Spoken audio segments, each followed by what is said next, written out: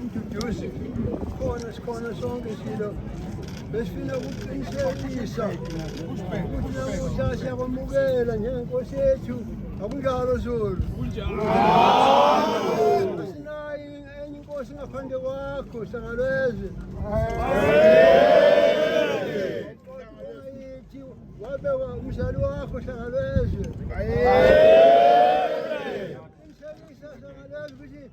siyakwenza konke ukuthi umsebenzi uNkulunkulu akunike wena uqhubeke kahle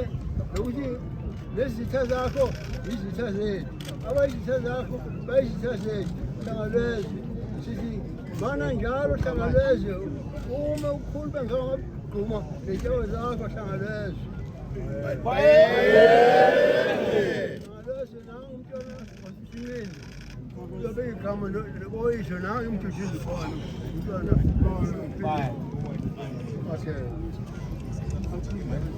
bayede silo somhlaba umntwana okwaphinda angena uNkulunkulu kaZulu yonke amakhosi aphethe izwe lakwaZulu kwasukela emveni nabo bonke abahlonishwayo bonke abahlonishwa abanegaba zokuhlonishwa abakwangwane abavela ebukhosini bakwangwane lapha kwaqhamuka khona le ntombi ebekwa lapha esibayeni namhlanje ngoba ibekwa nje inkosi kusuke kubekwe unina wayo namhla-ke siyathokoza uba sidibane nabakwangwane simbonge uNkulunkulu ngokusinika intombi kaSobhuza ize phakathi kwalamasango amakhosi akwaZulu izosizalela inkosi siyakhuleka kuqedile undunankulu kaZulu siyakhuleka kuJehova waphakade nasemakhosini ohlanga lapha alele khona nendlunkulu yonke kaZulu sikhulekela uba basisingathele ingonyama eyaqanjwa igama layo kwathiwa uMisuzulu ukuba lelo gama namhlanje siphelele lapha indlunkulu nabo bonke abaphathi bezwe lakwaZulu nabo bonke abakuthanda ubukhosi siphelele sizocela ukuba inkosi imphe amandla okuhlakanipha njengoSolomon inkosi yaba-Israyeli lokho sizokucela kakhulu mana-ke ngonyama sikwamukele thina bakwethu wena wendoda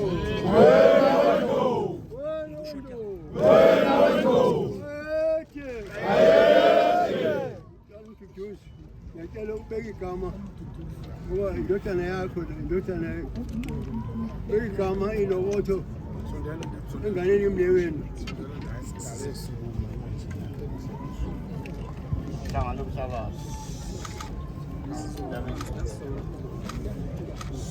Kula silo samakhosi.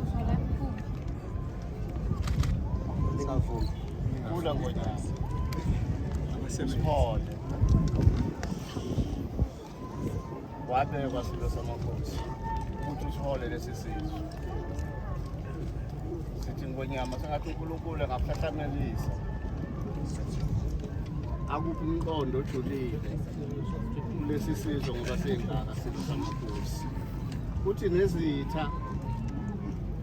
ayifuna ukugwaza ngemuva kodwa uma igwaza wena igwaza thina silo samakhosi ngoba umntwana eseshilo silo samakhosi ukuthi sikhona sisemva kwakho hlangana nomhlaba ukhulu ube ngangentanga usibuze hlangana nomhlaba bayena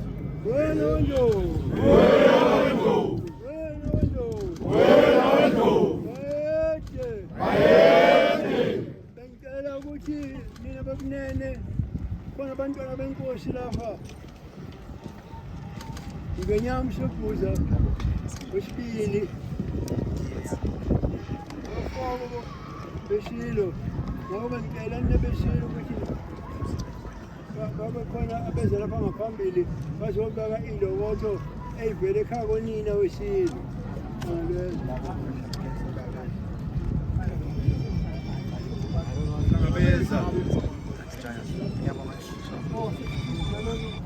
Angabeza Yeah.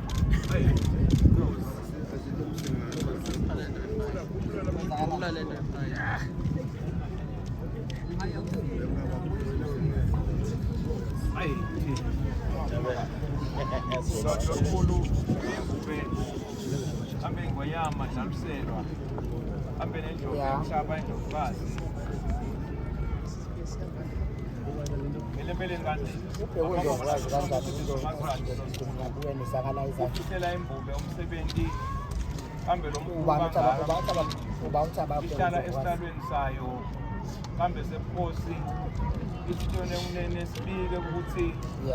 ungathi uNkulunkulu lesinyanya amakosonke kusukela kushaka kambe lapho senza ngakhona bonke abaphosi lapho sanjalisela inkinga yini nawo kumele emakoseni ive kambe nesimo sakangwane kambe njaliselwa kambe phela abe nawe bana lale uma lapho umuntu okhuluma isengaphakathi ehleni amantombazana ophelele ngeke kanjani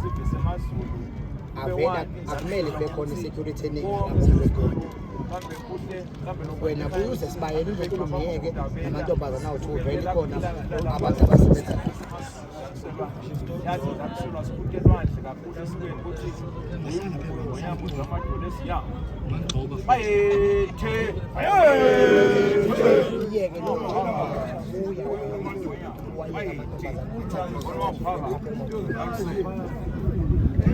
lungisa thina lo nkinga ngisho uqambukele ngoba ngicabanga yeah ukuthi ubeke isitulo lapha abeke igama enganeni yakhe ukhuluma Zulu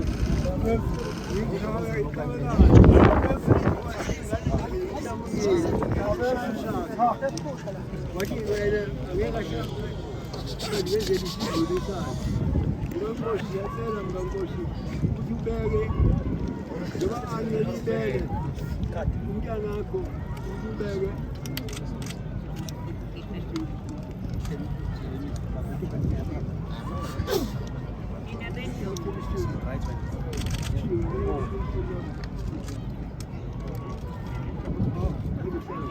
Inabendo ngiyabonga kakhulu uNkulunkulu ngalolu suku namhlanje besikade sibhekile kade sisebenza kakhulu ukulungiselela lolu sisebenza sibhekene nezitha kodwa wethu bazosifikisa kuleli banga ngalezo siyabonga wena wendlu kwenyane yenkosi ulagcine ngoba mawulesi sikhundla nje akuyisona sethu lesesizwe uzosebenza umsebenzi wesizwe mntanami ngakho-ke siyafisa ukuthi uhambe kahle kodwa bezinto siyaqoqa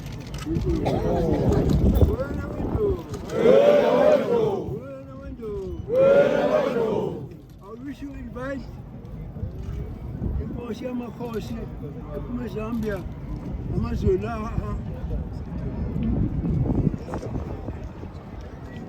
ngiyajabula sizokuba ethendeni khona inkosi yamakhosi njengoba ahamba lapha ujele hamba njengomzilikazi amazulu ale eZambia namazulu aseMalawi siyobona ethendeni ukuthi ngoba asengaphambili wona ngalezwe njengoba-ke isikhathi sinikishilo ithuba loba isiphume siye ethendeni sonke kwalibo